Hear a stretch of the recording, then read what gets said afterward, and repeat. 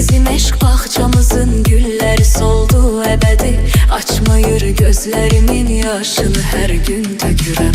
Baxıram cavanlara, hamı gülür, hamı danışır. Doğrudan maraqlıdır, həyat qaynayıb qarışır. Amma mən cavanlığımı sevgimə qurban verirəm. Qara saçlar ağarır, bel bükülür, üz qırışır.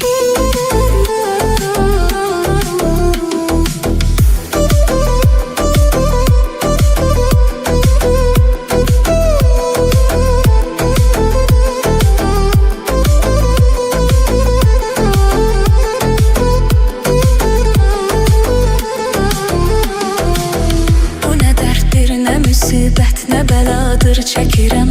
Üzülür ümidlərim, tək əcələ göz dikirəm. Bizim eşq baxçamızın gülləri soldu əbədi. Açmayır gözlərimin yaşını hər gün tökürəm. Baxıram cavanlara, hamı gülür, hamı danışır. Doğrudan maraqlıdır, həyat qaynayıb qarışır. Amma mən cavanlığımı sevgimə qurban verirəm. Qara saçlar ağarır, bel bükülür, üz qırışır.